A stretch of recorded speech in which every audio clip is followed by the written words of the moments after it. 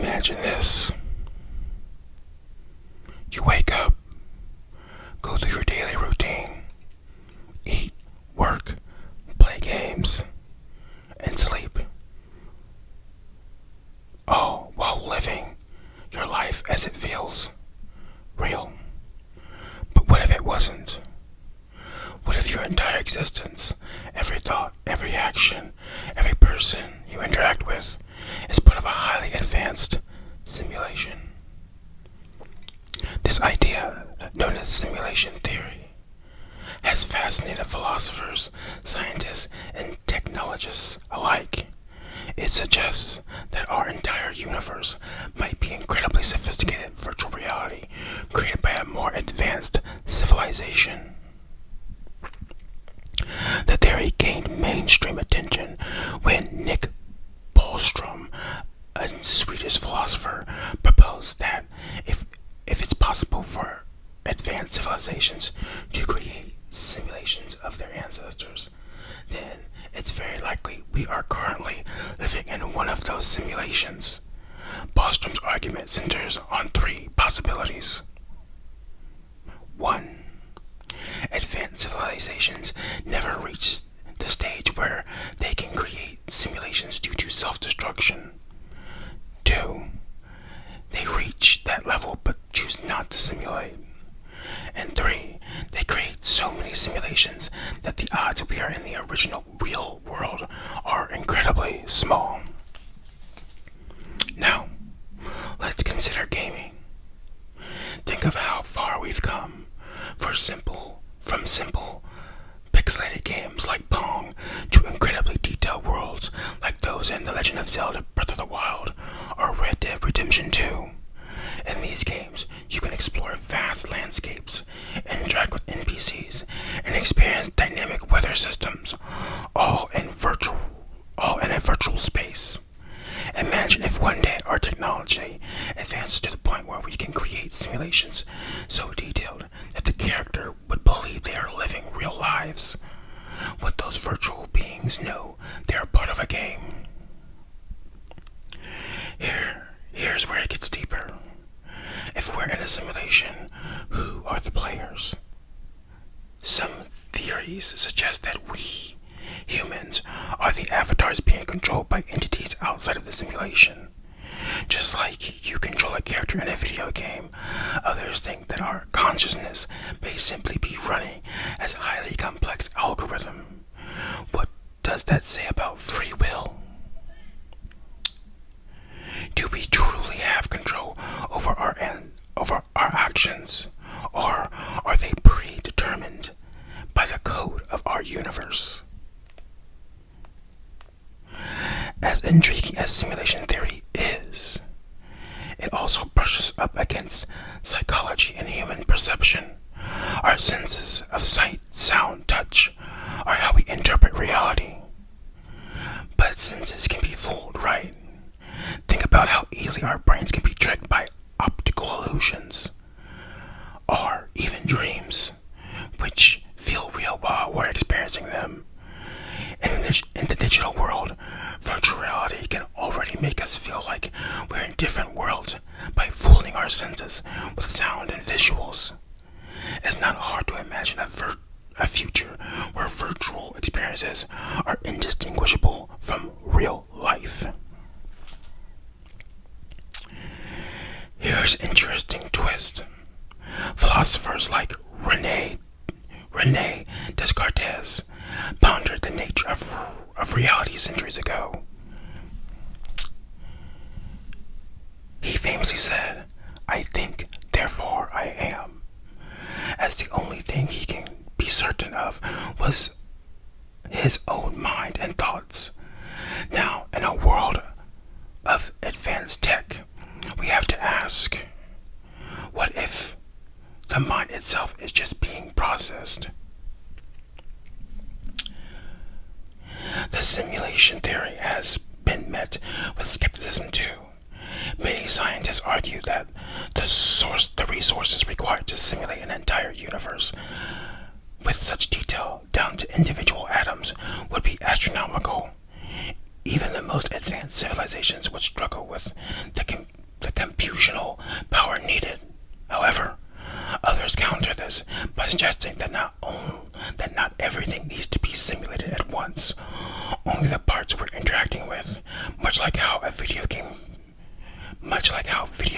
render only what's on screen.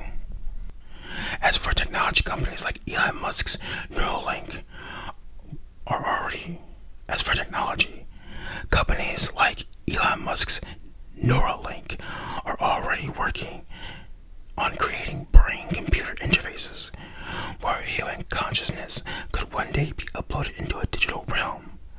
Could this be a step towards creating a new layer of reality? Or is it simply a way for us to control the digital realm from the outside? Picture yourself in your room. How does it feel? The texture of the floor beneath your feet, the sounds of the world outside. Could it all just be code? If we are in a simulation, what would that mean for things like death? Would it be a game over? Or would it mean moving on to another level? Maybe reincarnation is just the universe respawning you in a new scenario. Maybe dreams are simply glitches in the code, brief moments where we experience something outside the simulation's usual rules. Some scientists are even actively researching how we might prove or disprove the simulation theory. One hypothesis is that if we are in a simulation, there may be glitches or anomalies, things that defy the laws of physics as we know them. There could be evidence in the very fabric of the universe, cosmic rays for example, or the way particles behave, that may suggest we are living in something like the Matrix. In the end, whether we are or aren't in a simulation might not change how we live our lives day to day, but it opens up deep conversations and questions about reality, purpose, and existence. It's a concept that sparks curiosity, inviting us to wonder about the limits of human knowledge and the potential of future technologies. So, simulation theory. I actually think there's another name for this. I can't remember what it is though. But I came across this recently, and I honestly can't even remember why. Because at first I thought the concept was really ridiculous, right? Like it just sounds like kind of outlandish, right?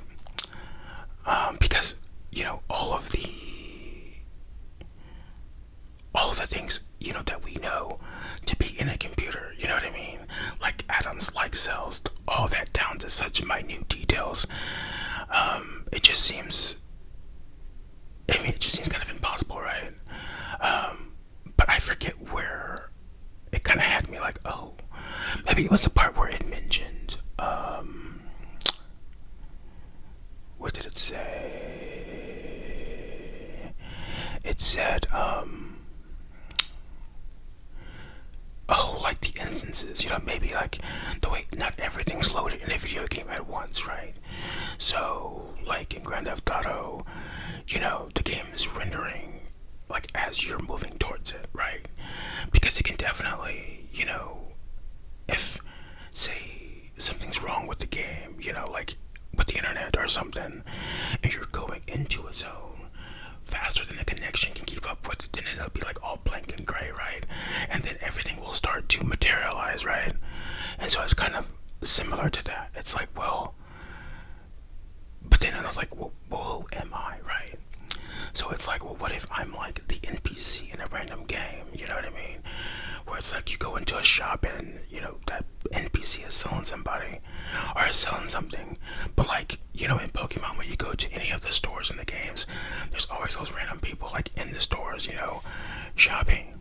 And it's like, but like if that were to be real, they wouldn't know that they're in the game, right? They're just living their life, you know what I mean? Like because they're not essential to the story, you know what I mean? They're just there. But, it's part of the world building anyways. So there's still some development there. So it's like, in the grand scheme of things, like my life doesn't really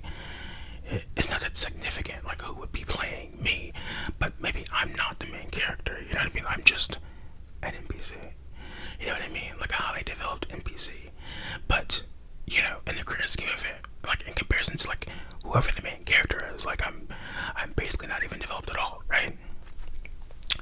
So, anyways, I think I got onto this also because I was on one of my existential like thought runs where I was kind of like, what if this, what if that, or what does this mean? And so this is just an interesting theory. I mean, it's definitely just a theory. Like I don't really, it's an interesting concept to explore. The other day I was watching, I think it was either The Twilight Zone or The Outer Limits, like the older ones, not the black and white ones, but like I think they were either from the 80s or 90s, and like so the newer versions, and there was at least 2 episodes where it involved like technology and someone trying to like upload their consciousness into a virtual reality realm, and the one guy actually was able to like transcend his mind into like a virtual reality space because the government wanted to create like android robot, like android combat people, right? And so but it required these kind of tests, and along the process of like doing all the tests, like his actual body like got electrocuted and died, but his consciousness was still in the virtual reality realm, so he could still communicate. And also he was in this android body, but then it also had this really interesting twist where it was like your consciousness is just like if it were in your body. So after a certain point, you'll forget how to, without being in your body, you'll forget how to like use your arms or something like that, right? And it was a concept that I had never seen before in terms of like being uploaded into a computer, because it was basically saying that he's going to die or become nothing because of his virtual reality instance not being able to be sustained. It's very complex, and honestly, I don't even know if I'm even touching the surface of it, but it's just very interesting, the idea of consciousness, right? And so it's like, like you hear about things like Elon Musk's Neuralink, and it's like, where is that going though? So it's like when I think of like, sort of transcendence and like, a digital mind, is that a copy of my current mind, or is that my literal mind right now? Because if it's my literal mind right now, that would essentially lead to a certain level of immortality, right? Because if I could just take my mind and be essentially alive, but not in my body, then I wouldn't need a body. I could just be floating around in the web somewhere, right? But then that's a whole thing too. It's like, what does the internet look like? What would that look like? The internet, right? Because in my head, really, the internet would look something like the ocean, and it would just be this massive sea of all kinds of really scary things, right? And because the internet's huge, you know what I mean? And they say only like a really small chunk of it is at the surface, you know what I mean? So all of the other like underbelly is the bigger part of the internet. But it's the part that most people don't know. But that's the really scary part, you know what I mean? So the internet would be a lot like the real world, but it would be scarier, I think, because of the speed of things, you know what I mean? Like, what would that look like? Oh, wow. I just had like a straight up acid burp. Like that was straight acid that came up in the back of my throat. Wow. Anyways, I don't even know where I was going. That sucks. Oh, so the internet, and it's like, so you ask how fast the internet is, right? So, it's like, if I were an avatar, I could change my outfit in like 2 seconds, right? But in the real world, I have to take my shirt off, I have to take my pants off, I have to put these things on. That takes time, you know what I mean? Not necessarily a whole of time, but die. Whereas if I were in like digital space, it would literally be like a click or an instance away, right? So what does that kind of speed translate to when you're there, right? You know what I mean? So like high speed and fiber optics and 5G and all that stuff, like how does that factor into the experience? You know what I mean? And again, back to what does the internet look like? You know what I mean? Like we have our idealized version of the internet, which would be something like, you know, this virtual reality space where everyone has their own avatars, but that it couldn't possibly be that way. You know what I mean? It's too big, it's too broad. You know what I mean? Like there's a like I said, look. You know what I mean? Like a desert. You know what I mean?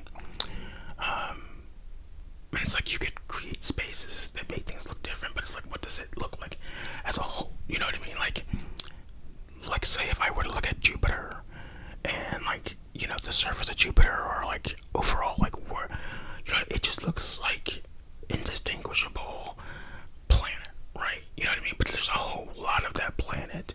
Well, what if there's like more to it than that? You know what I mean? But that's like the internet. You know what I mean? It's like that. It's that massive field that is seemingly indistinguishable because it's so massive. But then you zoom in, like Earth. You know what I mean? Like from the outside of Earth, you know, it's a big ball. You got the clouds, you got the oceans, you got the Earth, like the actual physical Earth, the dirt. And like from a satellite, you zoom in, and then suddenly you can zoom, and then suddenly you see a house, right? Like Google Maps. And wait, where am I going with this?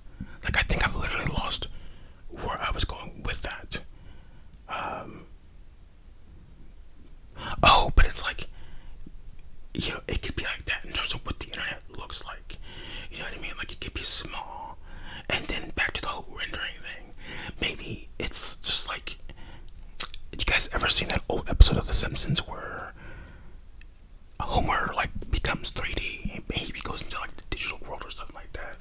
He eventually ends up like crossing over into the real world, but like in the meantime there's like this black space where it's like all these lines, and it's just kind of like a certain level of emptiness. And I wonder if that would be like how unrendered internet would be if you were to be in the internet. You know what I mean?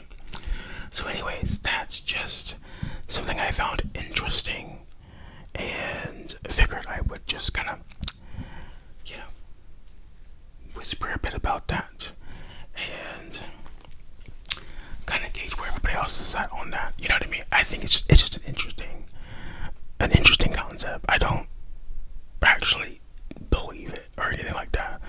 I don't necessarily think it's even feasible, but I guess we'll see. Technology is advancing very fast, and you do have, you know, actual organizations that are trying to, you know, replicate our minds into a digital space.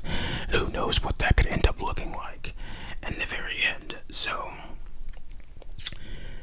and all the implications of that, you know what I mean? Like, I don't know how far along we are. I know I've been hearing something about, like,